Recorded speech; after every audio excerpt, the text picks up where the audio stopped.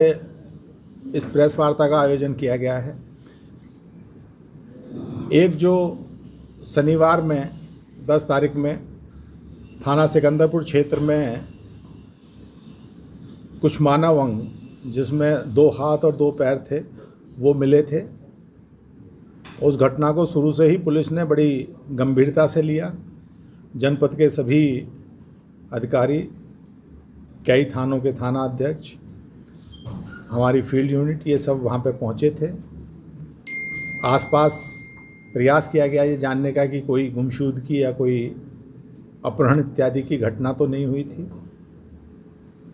यद्यपि जनपद में उस समय एक अपहरण की घटना चल रही थी, तो उनके परिजनों से भी संपर्क किया गया था। उसी दिन 10 तारीख में रात में थाना कोतवाली क्षेत्र में एक महिला द्वारा अपने पति की गुमशुदगी की रिपोर्ट लिखाई गई थी करीब 8 बजे।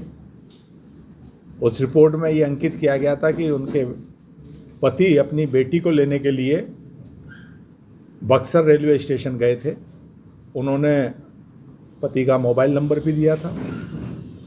जब ये प्रार्थना पत्र थाना कोतवाली को प्राप्त हुआ तो इंस्पेक्टर कोतवाली और जो हमारी सर्वेलेंस टीम है उन लोगों ने तहकीकात शुरू की, तो ये पाया कि जिस नंबर के बारे में बताया गया कि वो बक्सर गया और वो नहीं मिल रहे, वो नंबर हिला ही नहीं, वो उन्हीं के घर पे रहा। तो इससे थोड़ा सा संदेह पैदा हुआ। फिर हमारी टीम ने जब गहनता से इसमें पूछताछ की तो ये एक तरह से कह सकते हैं कि एक रिश्तों के कत्ल का एक कहानी सामने आई। जो महिला थी उनके कुछ लोगों से प्रेम प्रसंग था और उन्हीं अपने सहयोगियों के साथ मिलकर उनके द्वारा इस घटना को कारित किया गया। इसमें महिला सहित 4 लोगों को गिरफ्तार किया गया। इस अपराध में प्रयुक्त बोलेरो गाड़ी, इस घटना को कारित करने के लिए आला कत्ल की भी बरामदगी की गई है।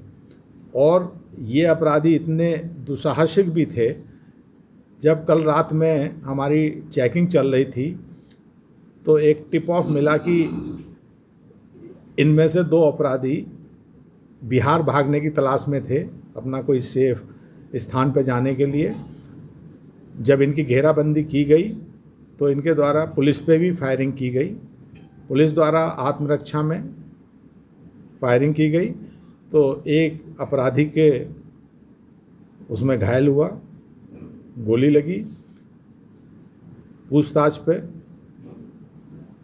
उसके द्वारा जो सिकंदरपुर में घटना हुई थी उसमें अपनी संलिप्तता भी स्वीकार करी। जो मुखबिर की सूचना थी वो बड़ी सटीक थी। तो आज इन सबको जेल भेजा जा रहा है।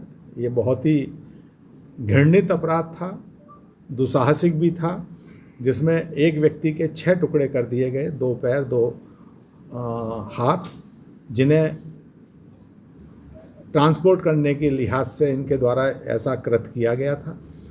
अलग अलग स्थान पर डाले गए थे। पैर और हाथ तो ग्रामीणों की सूचना पर बरामद हुए थे। जब इस घटना का खुलासा हुआ तो अभियुक्त गणों की निशानदेही पे शरीर का अन्य हिस्सा प्राप्त हुआ। इसका सिर घाघरा नदी में फेंका गया था। वहाँ गोताखोरों से तलाश कराई जा रही है, निरंतर 3 दिन से चल रही है, लेकिन सिर अभी नहीं मिला है।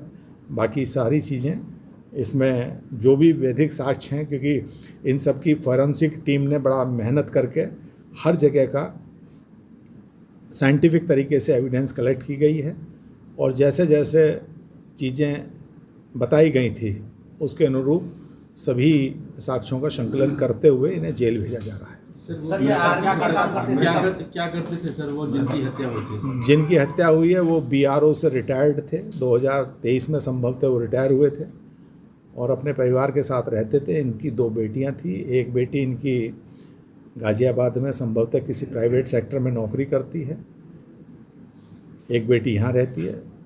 उनका भी काफ़ी सहयोग मिला। जब ये संदेह हुआ था, जब मोबाइल नहीं गया, तो परिजनों से भी, तो मृतक के भाई और उनकी बेटी ने कुछ कुछ चीज़ें ऐसी बताईं जो, और जिन्होंने ये पुख्ता किया कि मृतक की जो पत्नी, जो खुद इस पूरे प्रकरण में वादनी बनी थी, वही इस पूरी घटना की सूत्रधार है।